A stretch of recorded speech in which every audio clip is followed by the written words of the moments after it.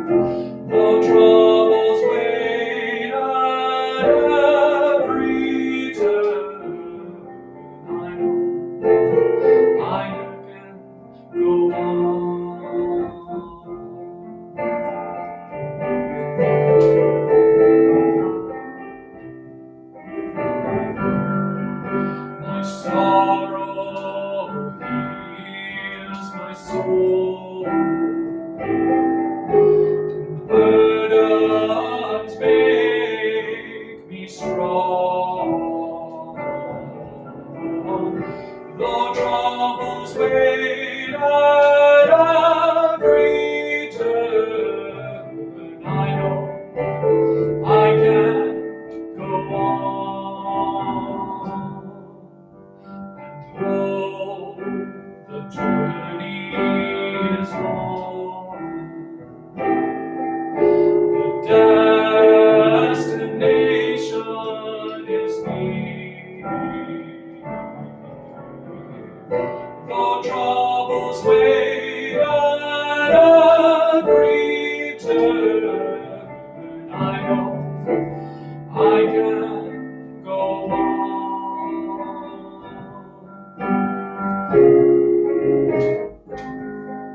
So brothers, take my hand, and sisters, sing my song. When hope awaits at every turn, I know we will go on. I know we will go on. I know we will go on.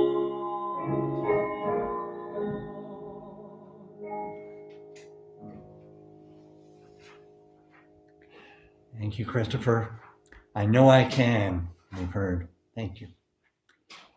I'll be talking a little bit later about awakening. And so I've chosen an old story from the Taoist tradition, a story told by Chuang Tzu. It's a story of a butterfly dream. Once upon a time, he said, I, Chuang Tzu, dreamt I was a butterfly, fluttering hither and thither, to all intents a butterfly, just enjoying the beautiful day. I was conscious as I flew around in this dream, conscious that I was a butterfly, unaware that I was Chuang Tzu. Well, soon I awakened, and there I was, veritably Chuang Tzu again. I was who I was, Chuang Tzu. But now I wonder. I don't know whether I was a man dreaming he was a butterfly, or whether now I am a butterfly dreaming I am a man. I wonder. Here ends the story.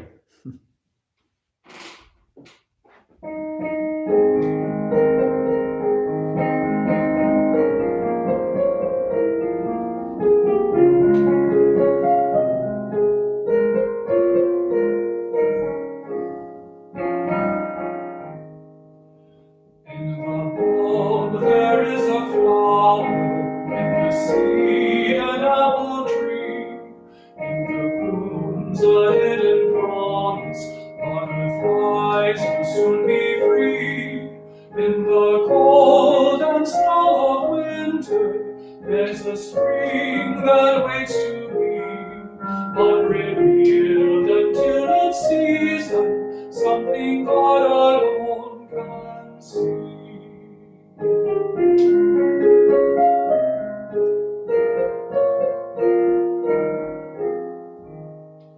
There's a song in every silence, there's a word and melody, there's a dawn in every darkness, bringing hope to you and me.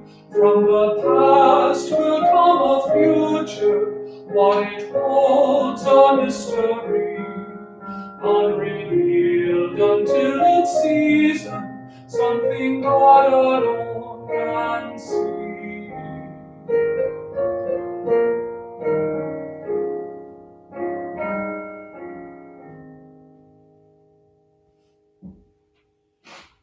Thank you, Christopher.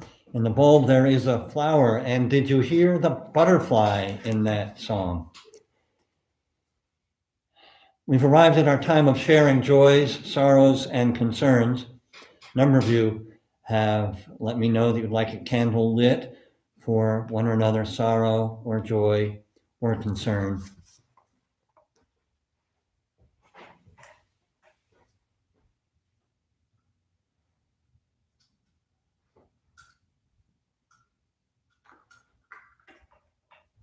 The first candle I light for Ginny Pomeroy and her family, including her daughter Martha, who's also a member of Old Ship. Ginny's son, Mark, died this week after a journey with many health challenges over years and recently complications from COVID-19. We offer our deepest sympathy to Ginny, to Martha, to all of their family, and we hold Mark in our hearts.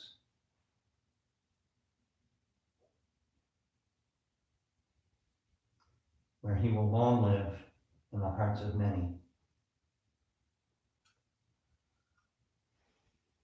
Judy Flaherty asked for a candle for those who are not privileged, as many of them struggle not with aloneness, which is of course a real struggle for many, but with too many peopleness, as she put it, extended families under one roof, sometimes immigrant families, each trying to carry on with work and school and not enough tech capacity to do it all. We light a candle for those during these days with that sort of struggle. Derek Wadman, he lights a candle for those who are not able to fend for themselves around the world during the coronavirus crisis. Uyghurs forced to communist ethnic re-education camps in China.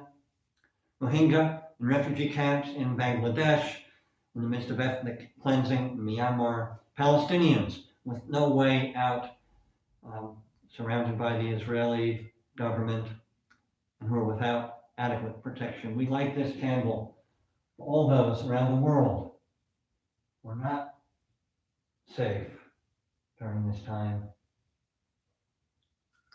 Charlotte Champagne asks for a candle of sorrow for her godson Anthony, whose father Tony died unexpectedly yesterday.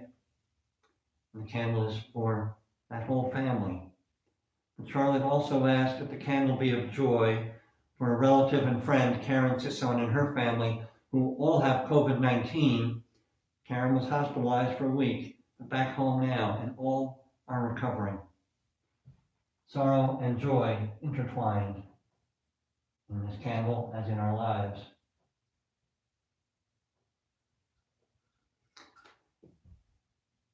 Four more candles of joy, beginning with two birthday candles. Her Old Shipper and choir member, David White, who turns 60 tomorrow. Happy birthday, David. And for our own music director, choir leader, Christopher Nicholson, man whose birthday was yesterday. Happy birthday, Christopher. We're so pleased that you are celebrating your birthday weekend, partly by being with us.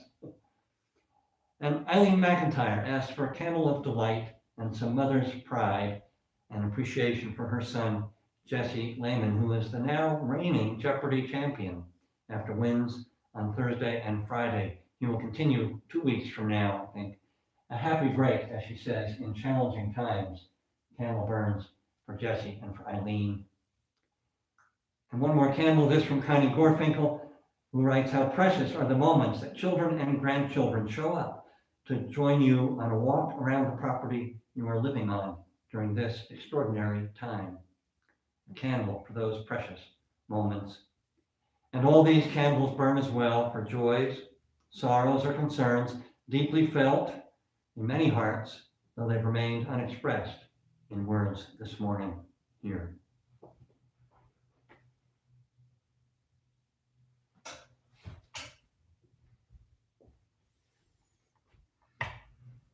We enter our time of meditation and prayer and silence. May we pause now, slow down, breathe into this moment, become more fully awake to this moment that we share. Just breathe.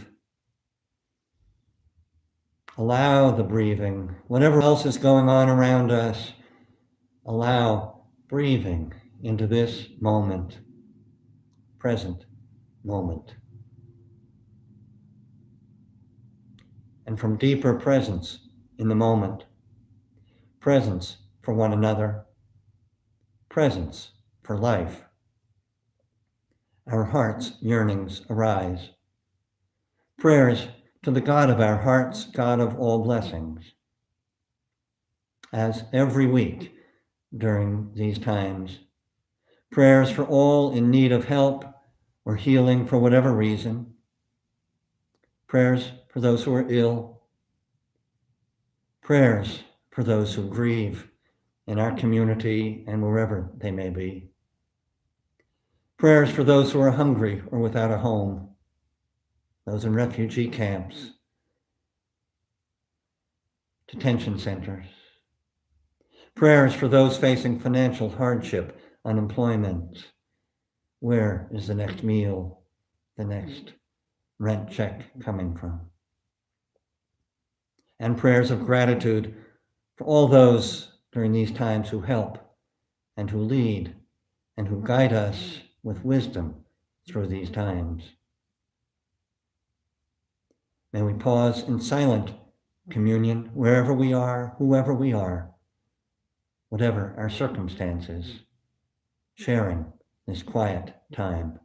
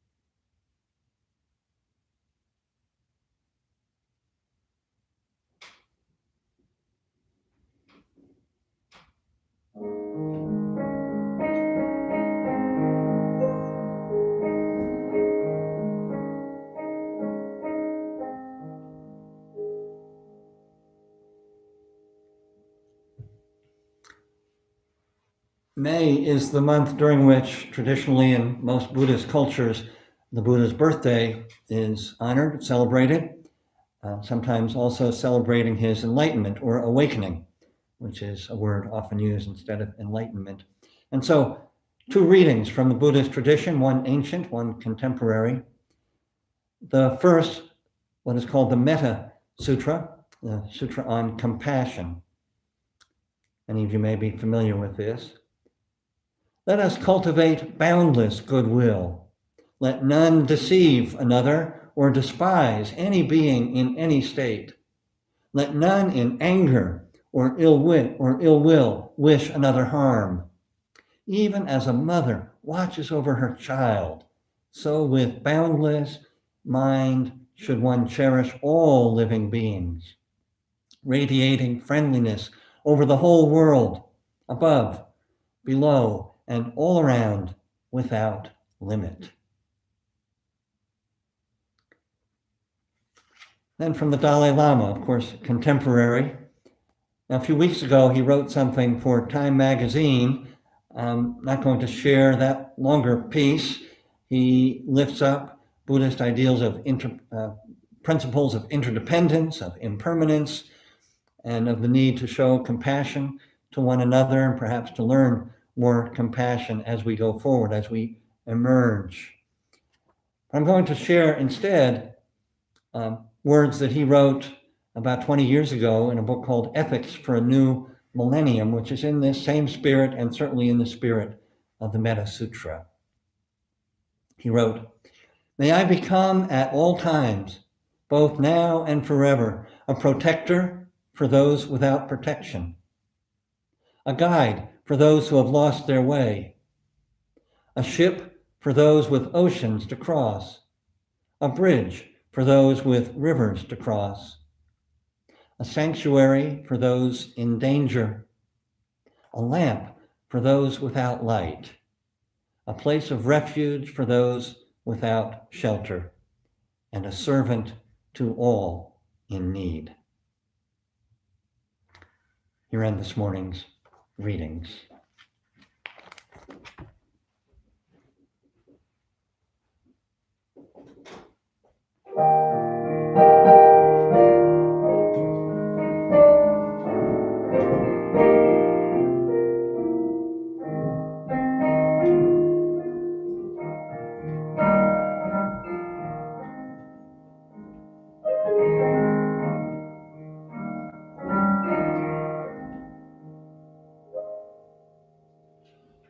When you're weary, feeling small, when tears are in your eyes, I will dry them all.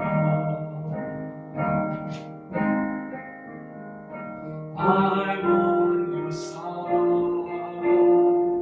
Oh, when times get rough and the friends just can't be found, like a bridge over troubled water, I will lay me down like a bridge over troubled water. I will lay me down.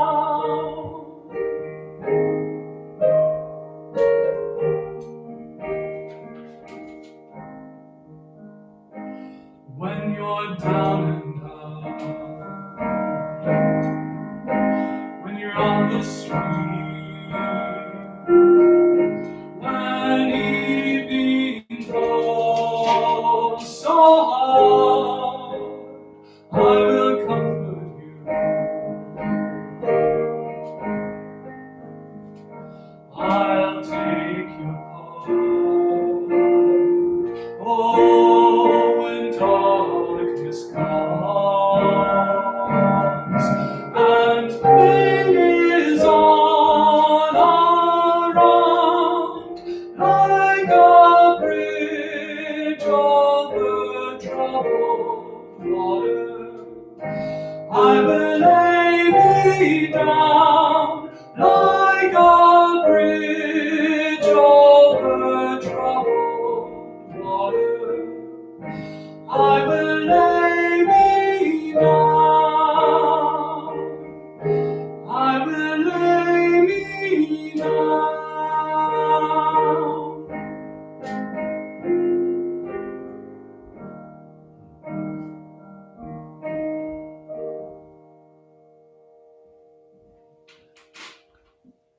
Thank you, Paul Simon, and thank you, Christopher. I'll bet many of you were singing along. Wonderful, wonderful.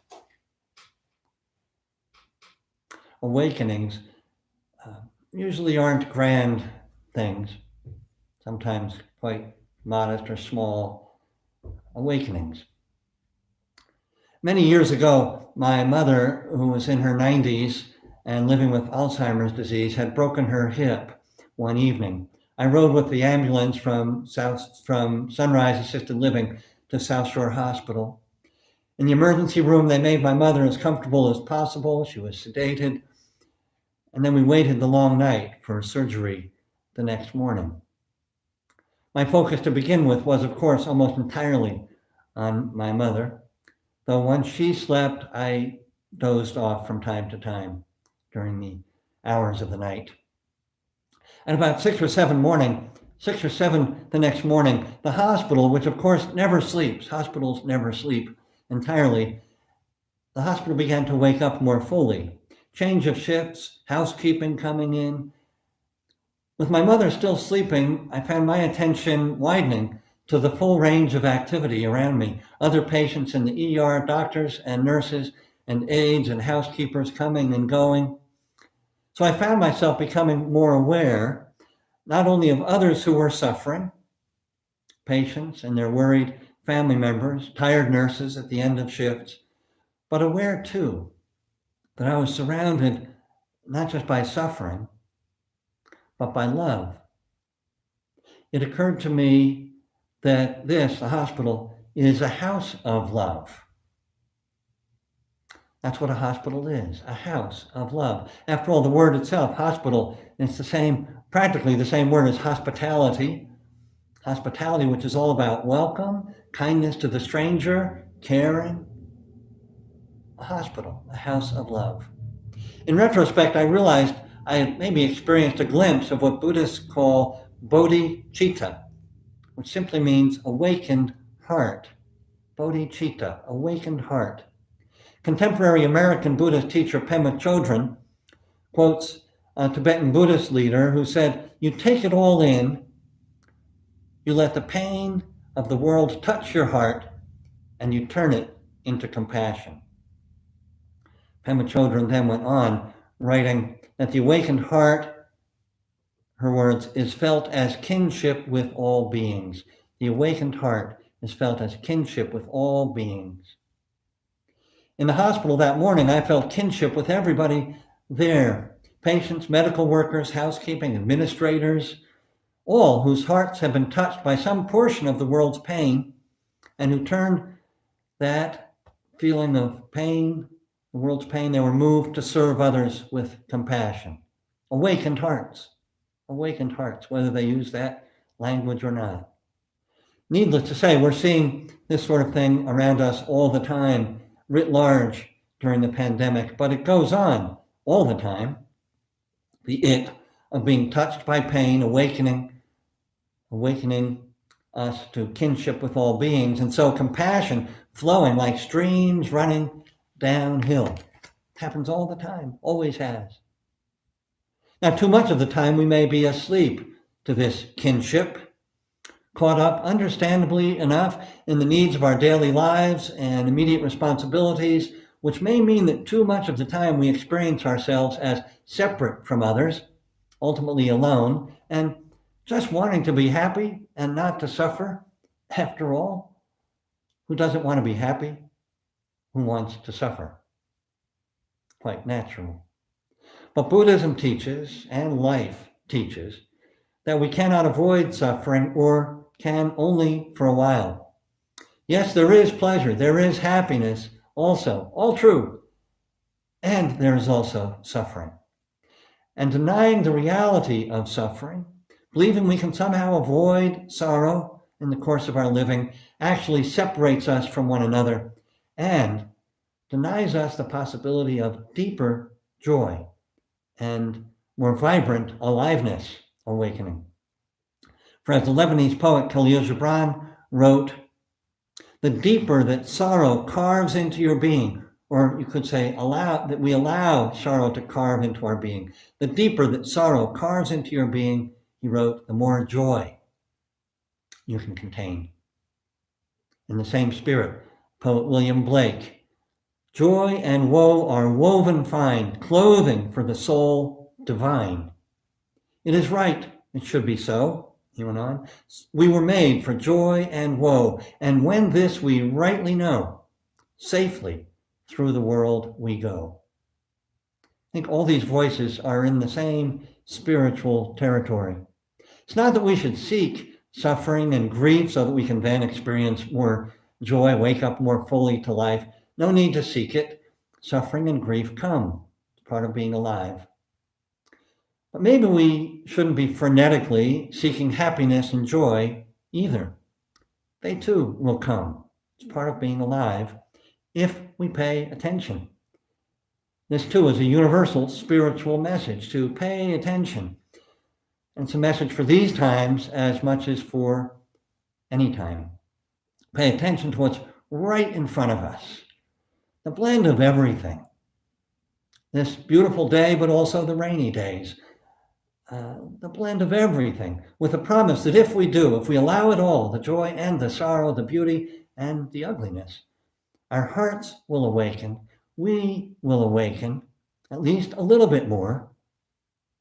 Awaken to one another, awaken to life, awaken to beauty before us, behind us, above us, below us, as the Navajo express it. Awaken to the universal house of love, in which we all, though we sometimes don't notice it, the universal house of love in which we all live and move and have our being.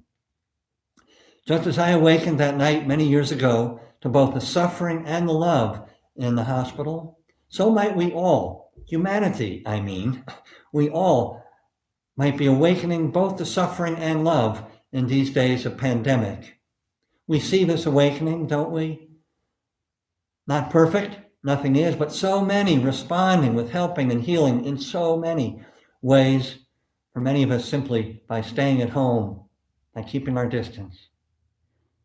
All of which gives me reason to hope that we might emerge from this pandemic, not into utopia, nothing perfect, but into greater cooperation, deeper understanding and mutual respect all around the planet as we face so many challenges that can only be faced and dealt with together.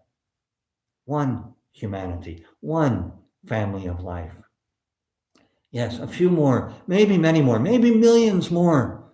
Hearts awakened, Bodhichitta, hearts awakened in this world of joy and sorrow, awakened to the universal house of love. So may it long be. So may it long be. Christopher and I are going to sing together again. It's a song, a hymn that's in our hymn book.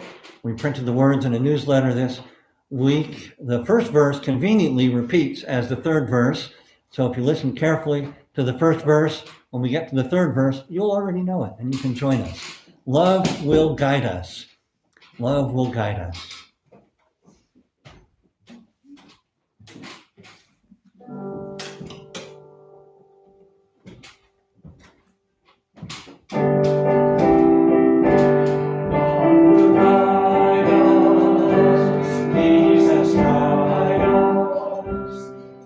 Inside us, will lead the way on the road from greed to giving. Lord will guide us through the heart. You cannot sing like angels if you cannot speak before thousands. You can give from deep within you. You can change the world with your love. Love will guide us. Love will guide us. Jesus Christ. Jesus Christ. Hope inside us will lead the way on the road from greed to giving. Love will guide us through the hard night.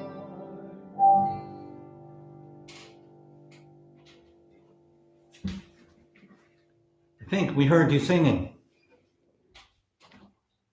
Closing words from the Buddha. None of the means employed to acquire religious merit, none of the means employed to acquire religious merit has a 16th part of the value of loving kindness.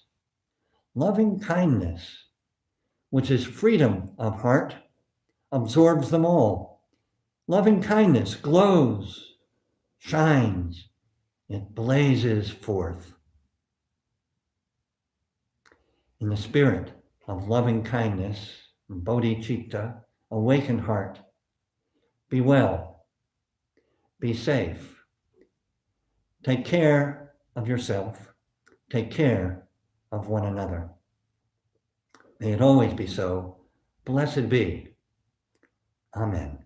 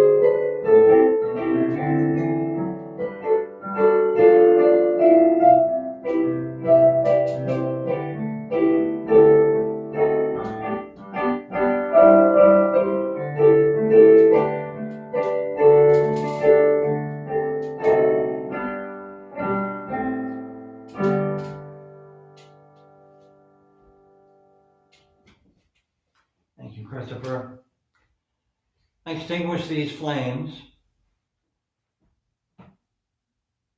flames lit with love, with kindness, with compassion, and with hope. But I cannot extinguish those qualities.